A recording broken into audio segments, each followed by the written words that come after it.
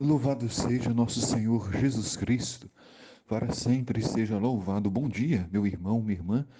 Aqui é o Padre Daniel, da paróquia de Santa Bárbara, em Santa Bárbara do Tugúrio. Hoje é quarta-feira, dia 27 de julho. A igreja nos convida a meditar o Evangelho de São Mateus, no capítulo 13, versículos de 44 a 46.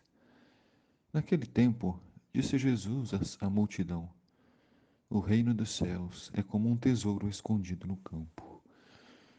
Ao longo destes dias, nosso Senhor Jesus Cristo tem nos falado sobre as parábolas do reino. Ele é o Rei, mas é o Rei da misericórdia e do amor. E nós fazemos parte desse reino. Mesmo sendo pecadores, mesmo sendo indignos, Deus nos quis, Deus nos ama, Deus nos chama. E o reinado de Jesus, então, é comparado com esse tesouro. O que é um tesouro? É algo de grande valor. O tesouro, ele não perde o valor com o tempo, não é? O tesouro pode ter sido encontrado no meio de uma lama, no meio dos porcos, no meio de podridões, mas basta ele ser lavado que ele permanece com o seu valor. O tesouro, ele tem o seu valor por todos os séculos. O valor do tesouro, seja do ouro, seja das pedras preciosas, diamante, rubis e outras peças preciosas. Assim, Jesus compara as pessoas. Independente de onde estamos, nós não perdemos o nosso valor. Independente do nosso pecado, continuando sendo filhos de Deus. O grande tesouro nosso é a nossa vocação, é o chamado de Deus, é o fato de sermos amados por Deus. E nós não perdemos este valor. Embora o pecado nos suje, a graça de Deus, a misericórdia de Deus nos purifica. Se quisermos sermos purificados, nós seremos purificados. E aí então Jesus diz que um homem o encontra e o mantém escondido. Por que o homem que encontrou o tesouro o manteve escondido? Porque ele era objeto de cobiça de outras pessoas. E outras pessoas poderiam querer roubar o seu valor, roubar a sua preda preciosa. Isso pode acontecer na vida de todos nós.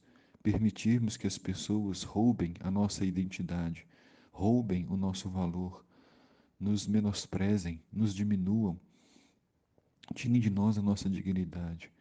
Então é preciso esconder esse tesouro. Cheio de alegria, ele vai, vende todos os seus bens e compra aquele campo, onde está o tesouro. O sentimento daquele homem que descobriu o tesouro é de grande alegria. Este é o sentimento de todos os que descobrem a vocação, se descobrem que são amados por Deus, que são queridos por Deus, sentem grande paz e grande alegria. E ele então vendeu todos os seus bens. Quais eram os seus bens? O que nós temos que abrir mão para servir a Deus? Temos que abrir mão do nosso medo, do nosso egoísmo, dos nossos pecados.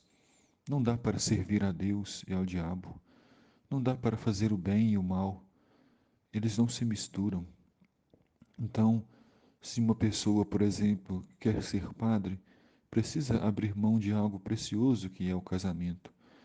Uma pessoa que se casa precisa abrir mão de outros relacionamentos para viver bem, na fidelidade ao seu casamento.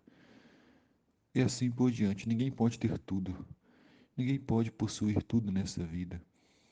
Para se possuir as coisas importantes e essenciais, é preciso abrir mão de coisas que também são importantes, mas que não são essenciais. A vocação, a nossa identidade é algo essencial na nossa vida.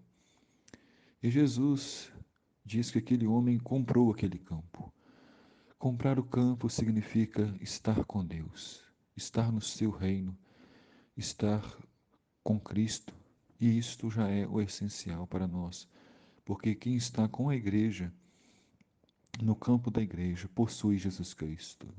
Depois, Jesus diz: o reino dos céus também é como um comprador que procura pérolas preciosas. Quando encontra uma pérola de grande valor, ele vai, vende todos os seus bens e compra aquela pérola.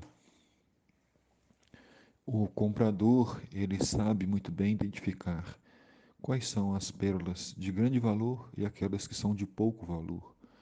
As que pouco valem não são suficientes. Ele quer aquela que é de muito valor, para que assim ele possa guardá-la.